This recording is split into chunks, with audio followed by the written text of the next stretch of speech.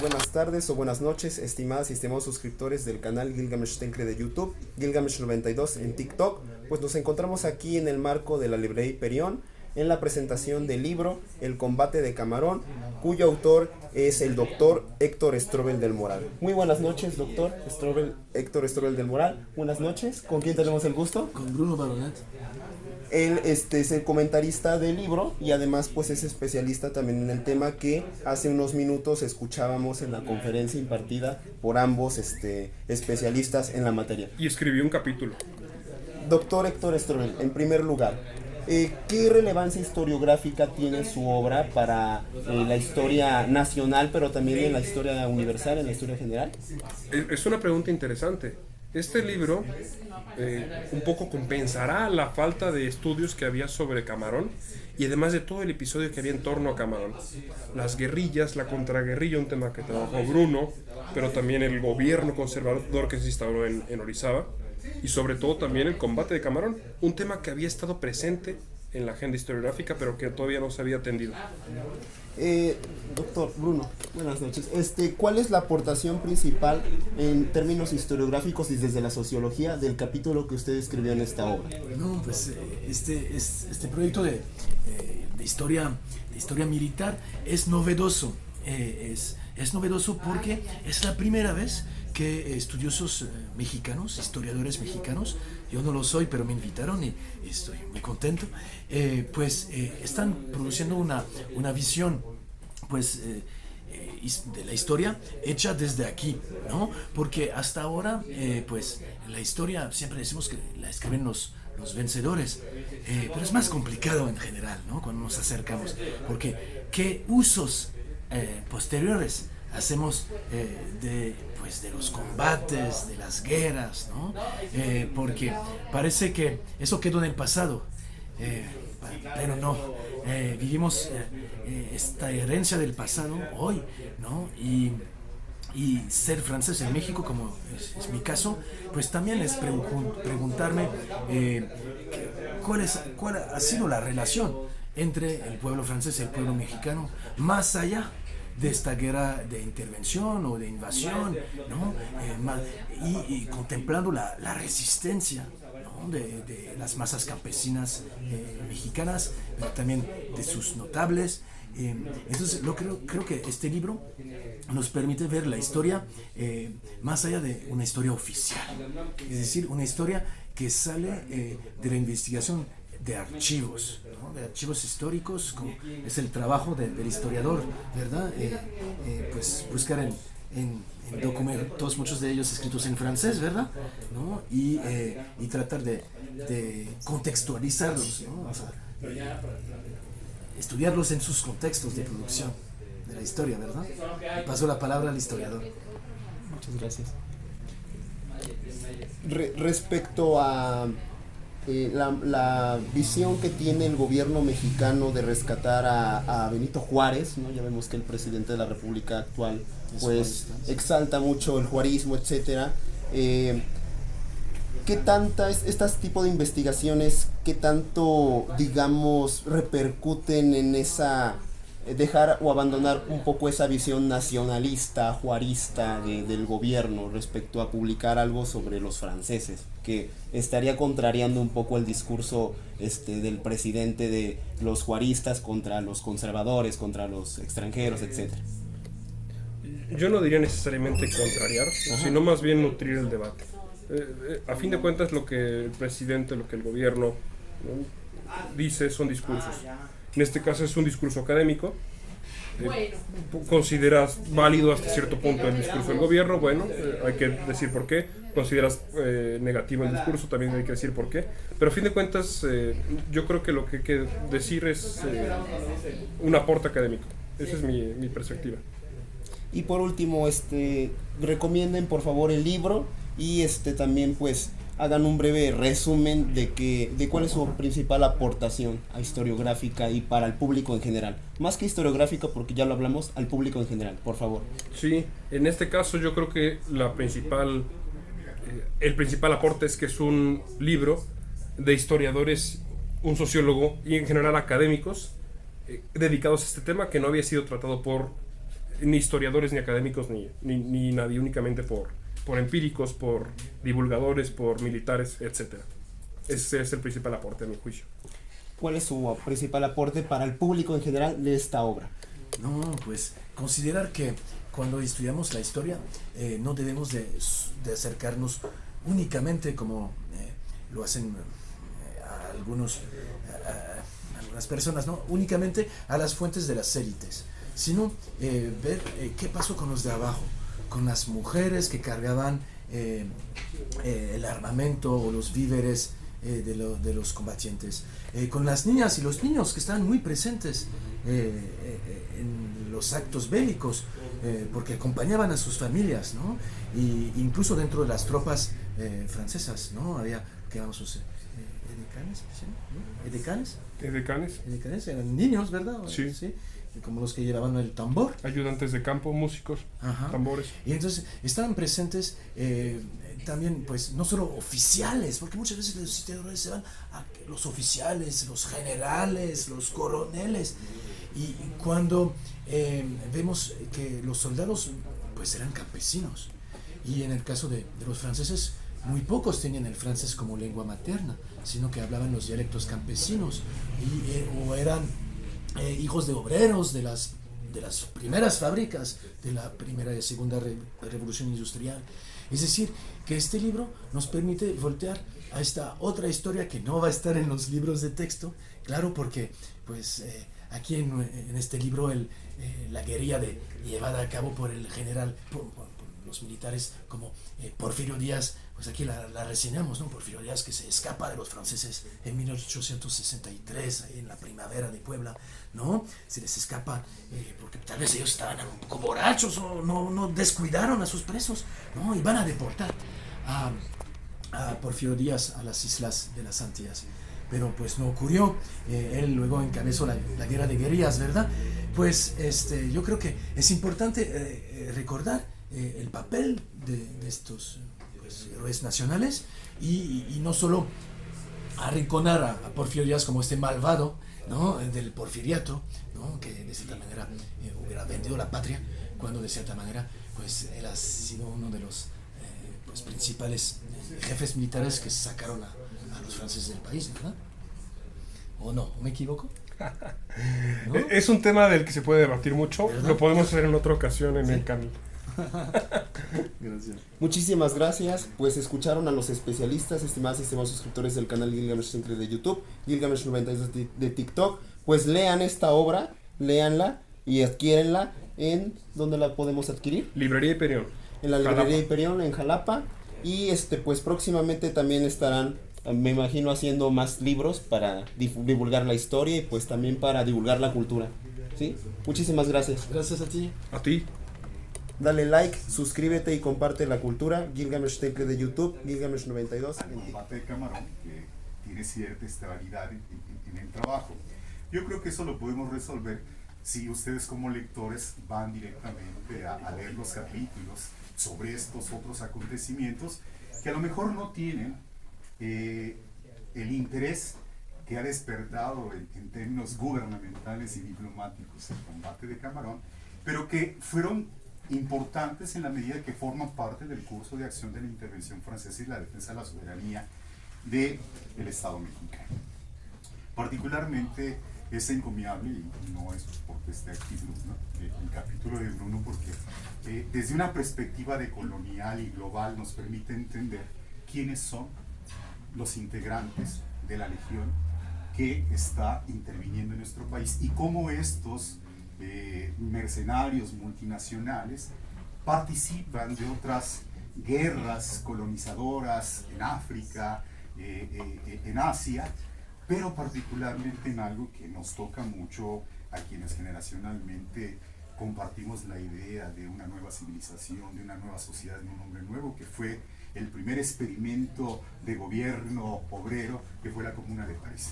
Y van a encontrar ustedes algunos elementos en su capítulo que nos recuerda que particularmente un general, Gastón Galfé, que después va a París es parte de la policía represora de los comuneros de París que Marx, o sea, relata como la experiencia de la primera dictadura del proletariado, como el ensayo de lo que podría ser una sociedad socialista y comunista.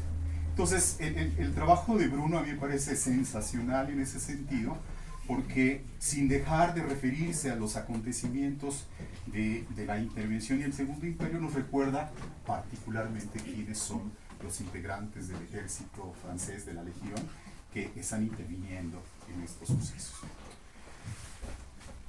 Dice Strobel del conjunto del libro. El libro se compone de un ensayo introductorio de 3 agrupaciones de capítulos divididos en orden temático que tratan la política, las campañas militares y las unidades armadas. Esa es la estructura global del texto, de los 12 capítulos que nos ha referido Bruno. Desafortunadamente yo no tengo la competencia historiográfica para poder narrarles a ustedes la secuencia del curso de acción de las batallas como me encantaría. Tampoco soy escritor, novelista de caballería. Me gustaría compartir el entusiasmo que a mí me produjo la lectura de este libro que tomé y no solté hasta terminarlo. Y como sociólogo lo único que puedo hacer es un registro de sucesos que configuran el acontecimiento. En realidad se trata de la batalla de Umbría.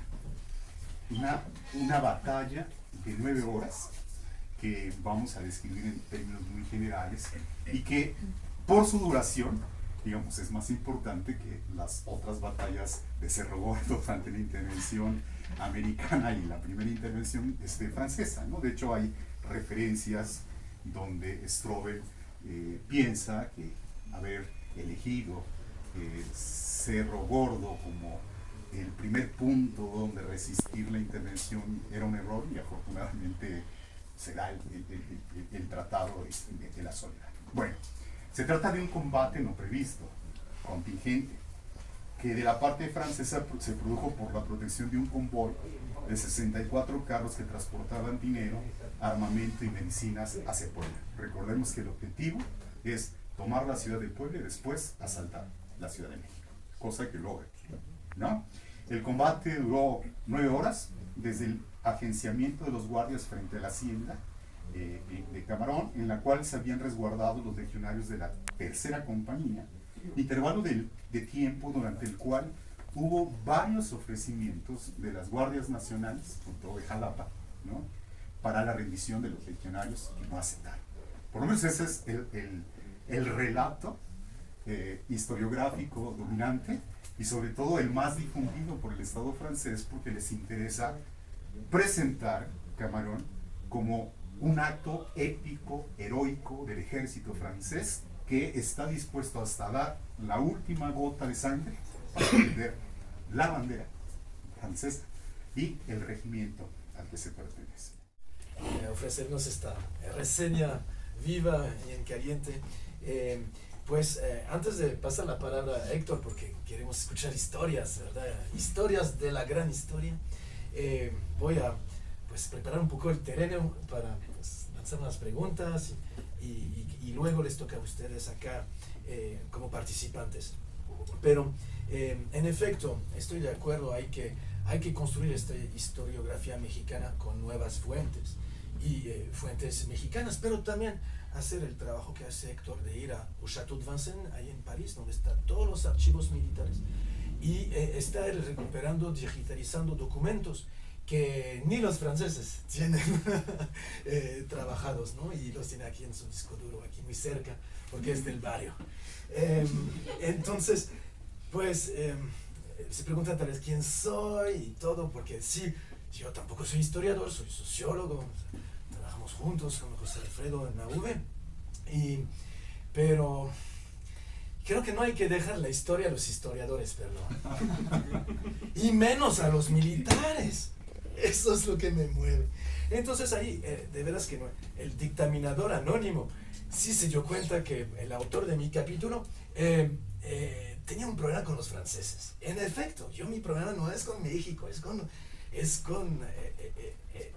son algunos paisanos que tengo dificultad de aguantar.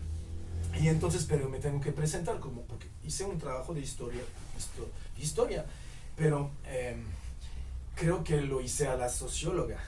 Es decir, y planteé un locus de enunciación y planteé cómo me siento frente a este objeto de estudio, ¿no?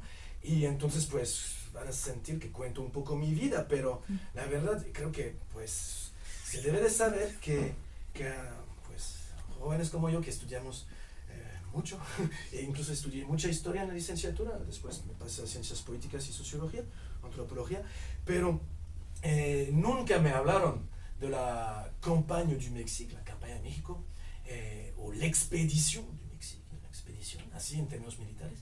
Es hasta más reciente que los historiadores pusieron la guerra du Mexique. Si ustedes se ponen en segunda intervención francesa de Wikipedia y basculan, se cambian de lengua, se llama la guerra du Mexique. Nada que ver, ¿verdad? Porque pues la primera no tiene mucha relevancia, no tiene tanta relevancia, digamos, que esta guerra que duró 6 años, que movilizó más de 40,000 hombres, sobre todo 40,000 hombres. Había unas mujeres, tal vez algunas, que venían en los barcos también. Y cuántas botellas de vermut, cuántas botellas de ajenjo, porque descubrieron el mezcal y el pulque, aquí lo escribían con P-O-U-L-Q-U-E.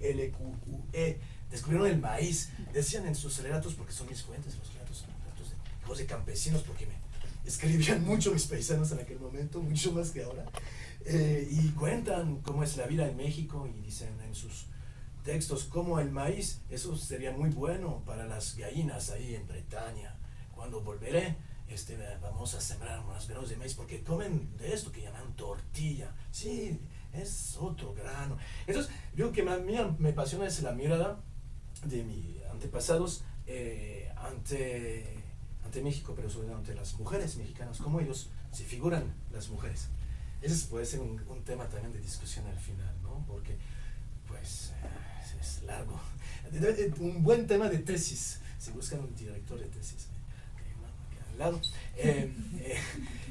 Pero también me interesa cómo miran al indio, en efecto, no solo como carne de cañón, sino también todos estos momentos de convivio, porque se quejan mucho ahí en los relatos de la contraguerra, de que se aburren, que no hay batallas, porque nunca hay batalla formal, ejército frente a ejército, es guerra de guerrilla ante todo, ¿no?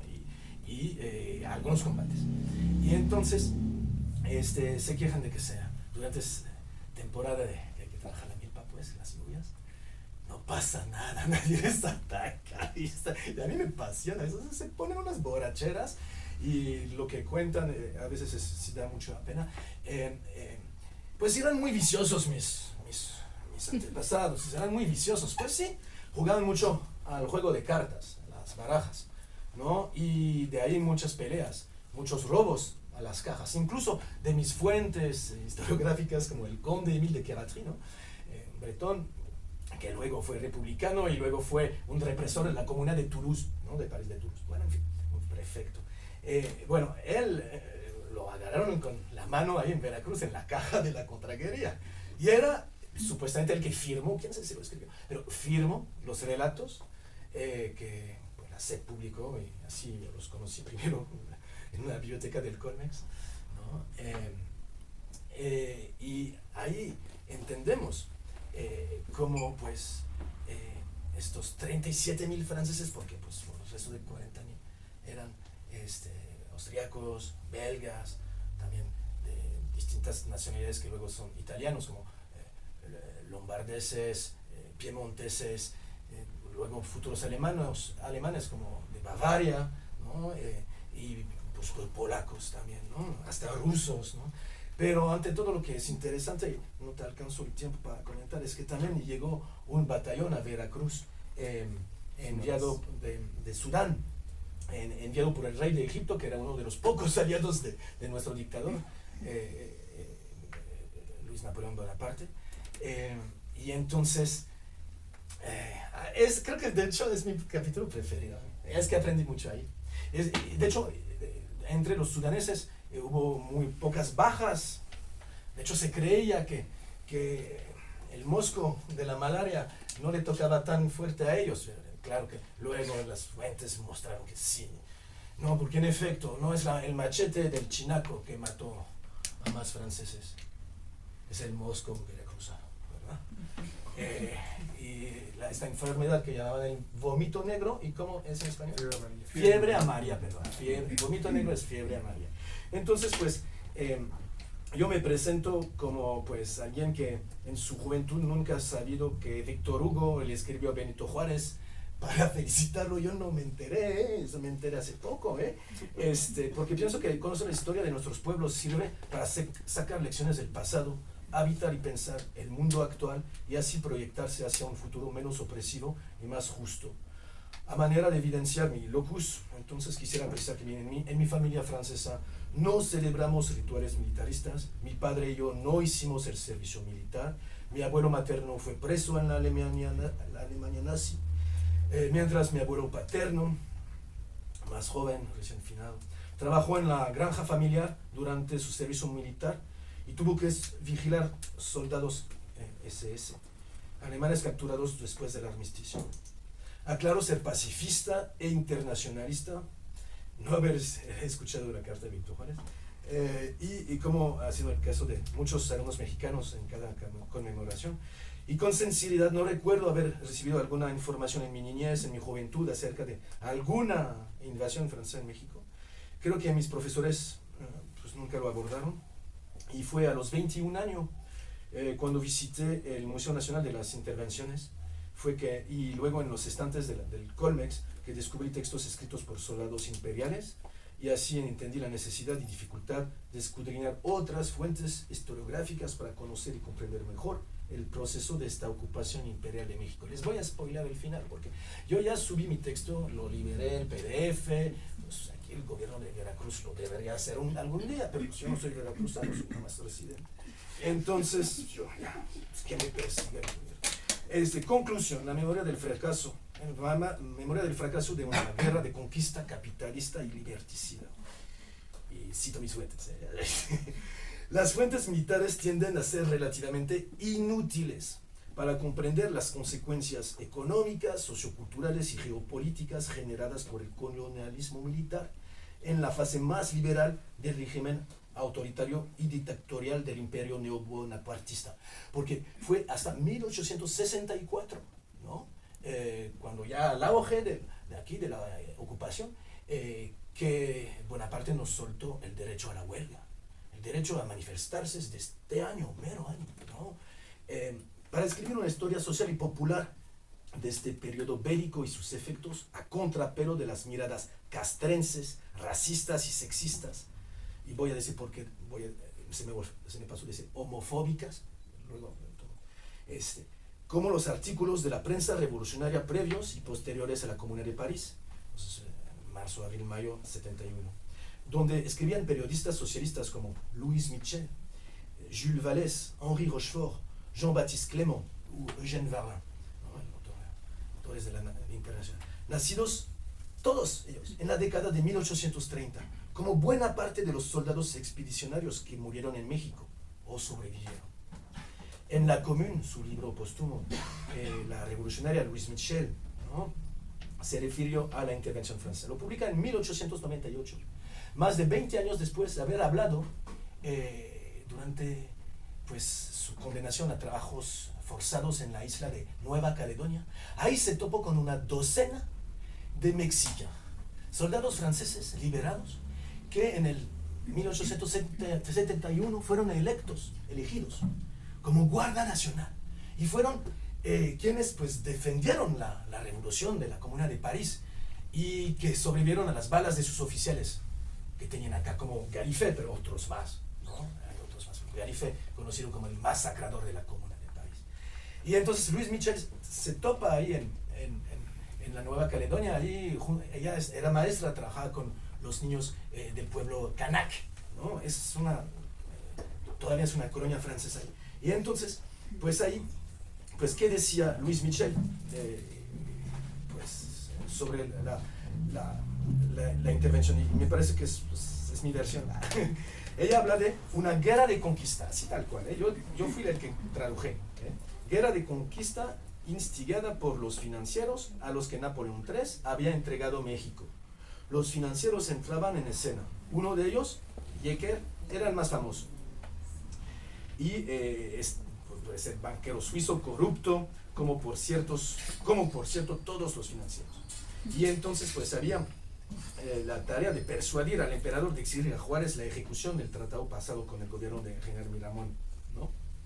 Nos comprometió en una guerra liberticida, así dice, liberticida, que debía costarnos más de 1.000 millones y preparar Sedan. Sedan es en 70, finales de septiembre 70, es la gran derrota del Imperio francés, la primera en suelo europeo, debilitado por la derrota en México, ¿no? La retirada, porque bueno, es una retirada, no hay que olvidar que la guerra de secesión ya había terminado y entonces no eran suficientes las tropas de sudistas para alimentar las fuerzas francesas, y entonces sí, Napoleón le Petit, Napoleón el pequeño, como le decía Víctor Hugo, ¿no? También pues recomiendo el 18 de Brumario de Luis Napoleón Bonaparte, ¿no? Por Carlos Marx.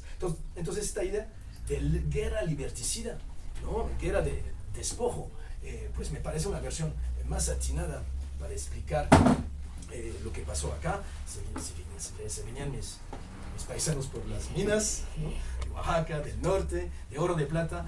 Claro, no venían por el oro negro todavía de Tabasco, porque el primer pozo perforado es en 1862, pero todavía no vienen por este oro, vienen por el oro verde también, ¿no?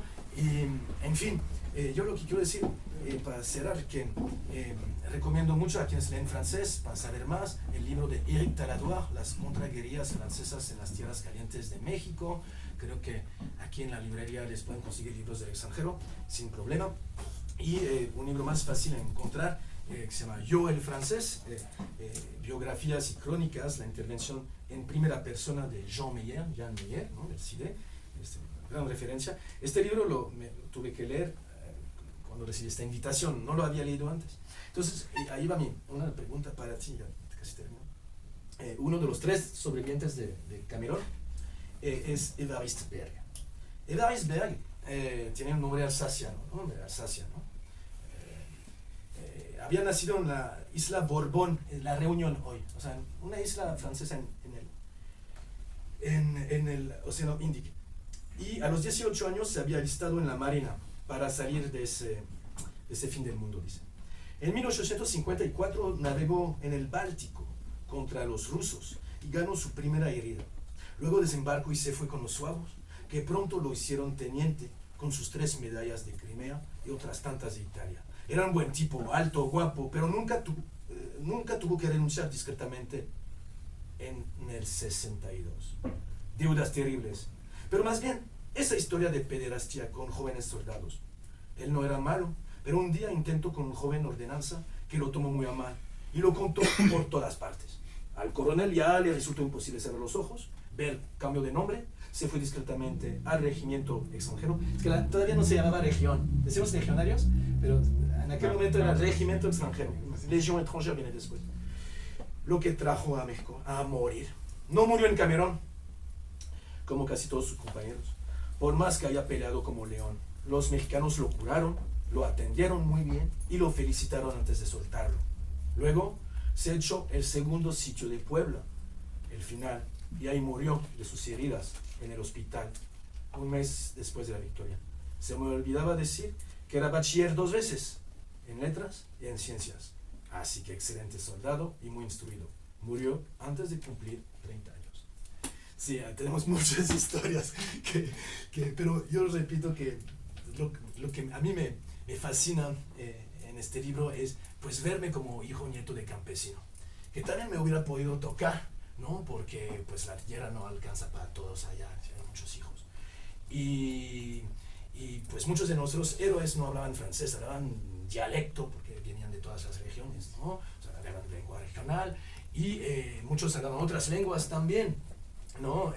Español, algunos sabían el árabe y lo hablaban muy bien, ¿no? Y eran políglotas, ¿no?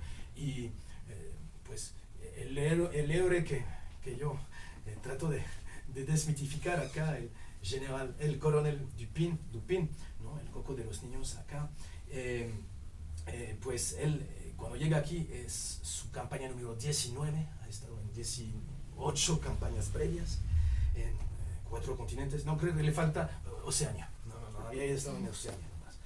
Y pues lo que pasa es que pues hoy este tipo de personajes funestes, cuando pues como lo acabo de hacer, le ponemos su nombre en Facebook, por ejemplo, ahí lo acabo de hacer hace ratito en la tarde, pues salen pues consideraciones que yo pienso que son ultranzas a la memoria. Diciendo que a mí me sorprendió cuando empecé a estudiar este tema ver la poca cantidad de libros que había al respecto. Había novelas, Sí. había crónicas, pero no había historias de un historiador, ¿no? De manera que mi entrada hacia el tema fue entonces esa, ¿no? La del primer historiador que empezaba a estudiar Camarón.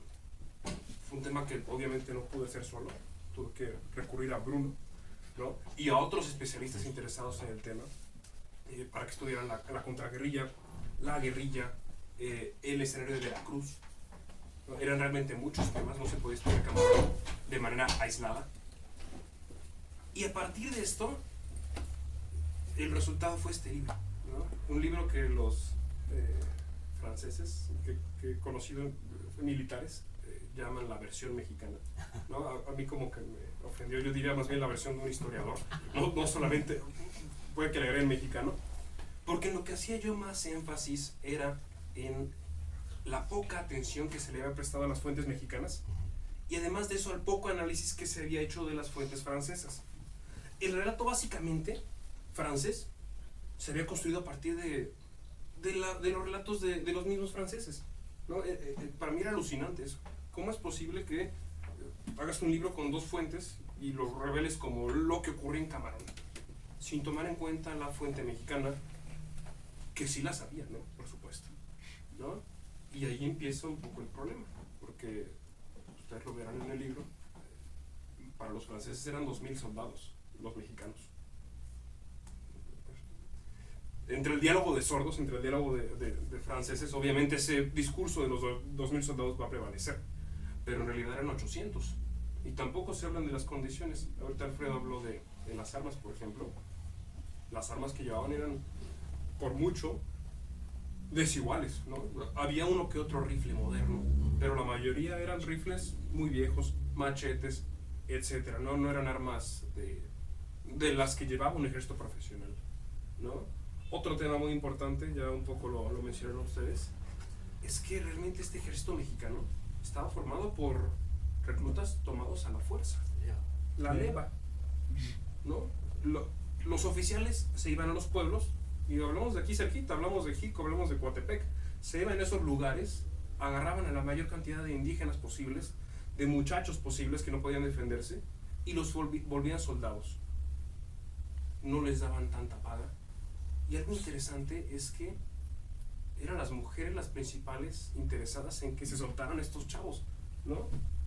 Las mujeres iban atrás de ellos, incluyendo mamás, tías, hermanas, novias, pidiendo que devuélveme a mi chavo, a mi hijo, ¿no? Nunca pasaba eso, pero eso formaba atrás de los contingentes mexicanos algo que no estaba planeado, ¿no? Otro contingente de mujeres que se dedicaba de manera muy, incluso de manera interesante, a surtir todo lo que el gobierno no daba, ¿no?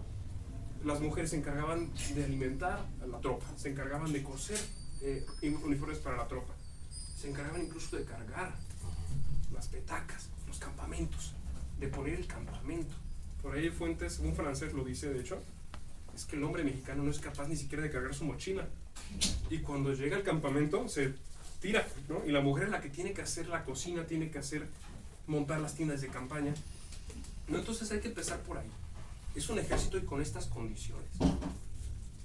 Yo por ahí hasta dudo de la palabra ejército. En algunos escritos yo he dicho ejército entre comillas. Esta clase de soldados, con dificultad se les puede llamar soldados. Y son a ellos, curiosamente, a los que les toca la famosa gesta de Camarón. Este episodio del que estamos hablando hoy del cual también se pueden decir muchas cosas. Yo me voy a concentrar en algunas muy concretas. Una también ya la dijiste, Alfredo. Me parece esencial entender Camarón como un accidente. Fue un churro, o sea, fue un churro que ocurriera, y fue un accidente que ocurriera en Camarón. Eran soldados que no se estaban buscando entre sí. Un convoy de 65 soldados hacia la vanguardia de una columna para llevar equipo a Puebla, dinero a Puebla, y otro, curiosamente, mandado por el mismo gobernador de Veracruz de la época, Francisco de Paula Milán. Imagínense que hoy el gobernador de pronto se lanzara a una guerra y se va con 800 hombres caminando de Jalapa a Tlacotalpan. Eso fue lo que hizo en su momento Milán, ¿no? Con fines muy lógicos de la guerra entonces, que era ponerle orden a la comandancia de Tlacotalpan.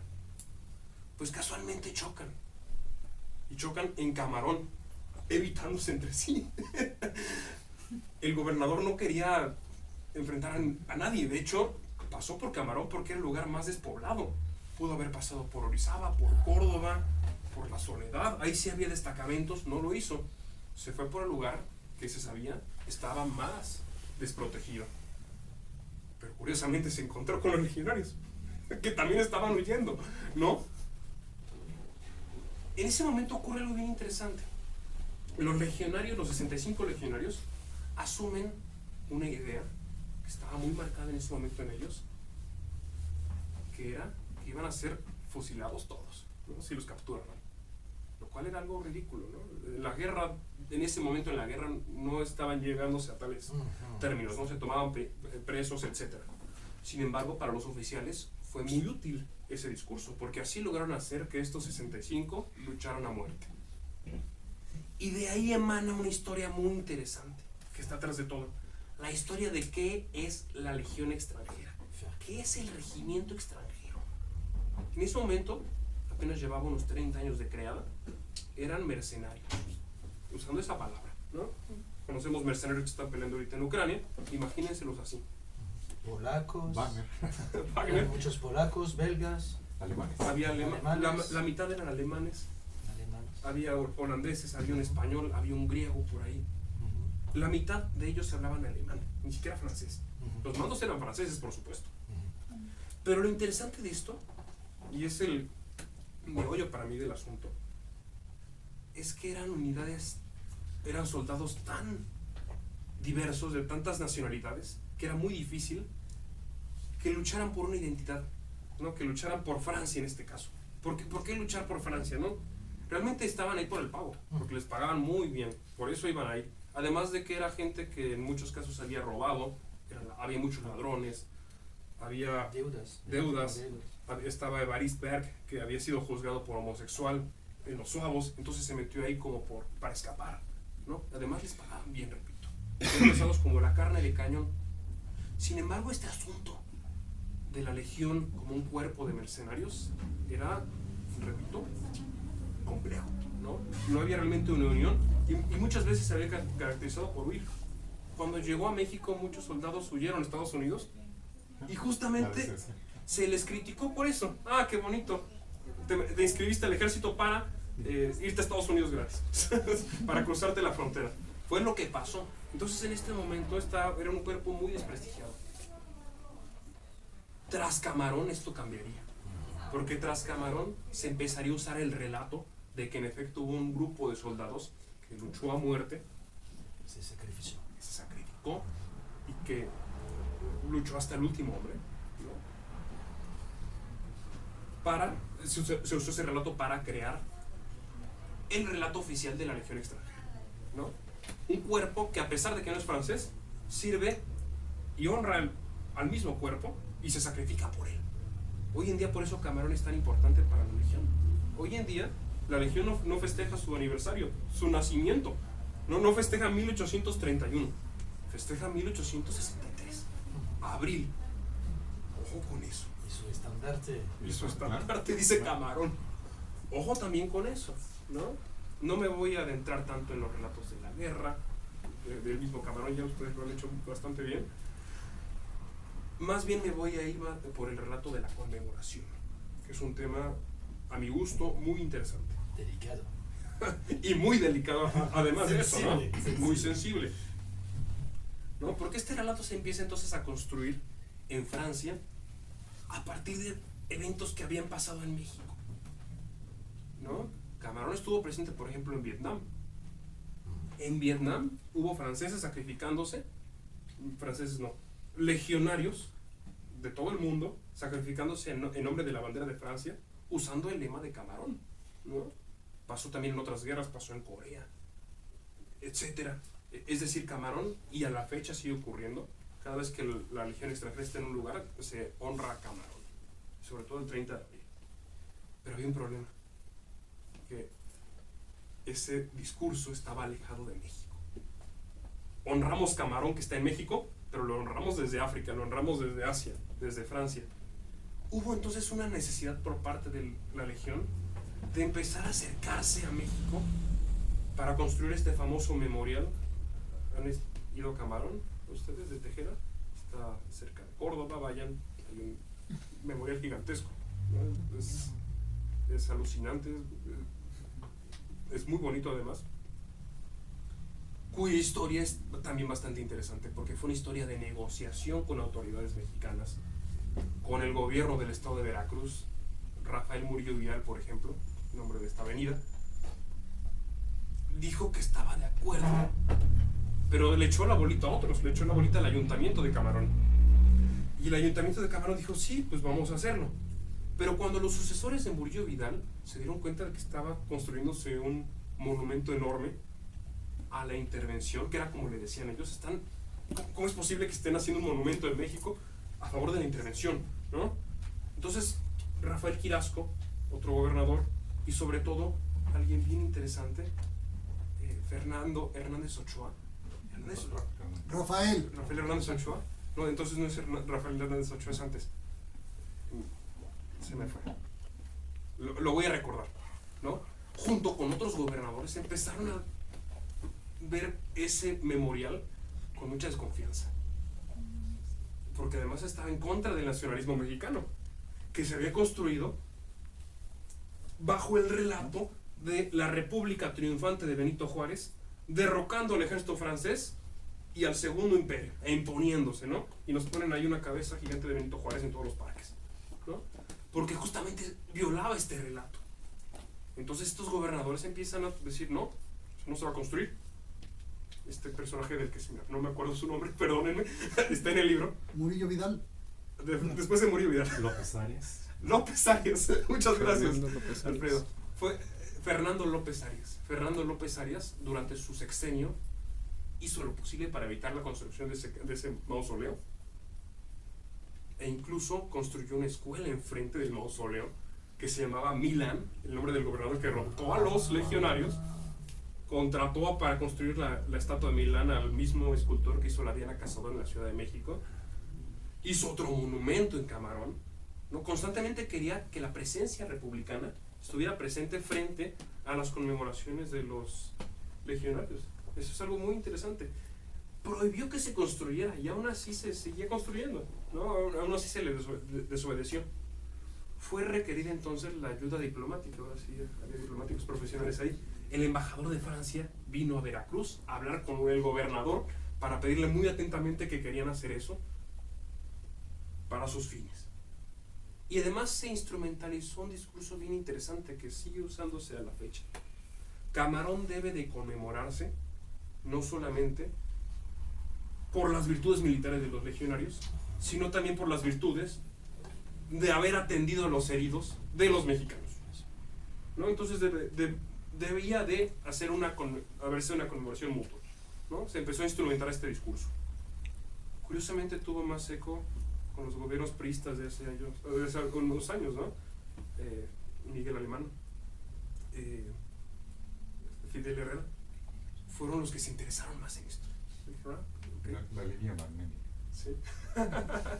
Esto no se puede decir en muchos lugares actualmente, ¿no? Que Camarón viene de un acuerdo priista, ¿no? Pero de ahí es más bien que se generó tanto interés, ¿no? El hecho de que cada año vaya el gobernador del estado de Veracruz vaya el embajador de Francia a Camarón, Y vengan de Guyana. vengan y de la Guyana. De Guyana está la base ahí en la selva amazónica. Este 30 de abril también vino el gobernador militar de Marsella, junto con otros militares. La Marina también, a Camarón, pues habla mucho sobre el triunfo que tuvo, a fin de cuentas, este acercamiento diplomático entre Francia y México, ¿no? Por aquí lo voy a dejar, seguramente quedarán varias preguntas por ahí, estamos para ustedes. Sí. Pues Gracias a ustedes también por venir.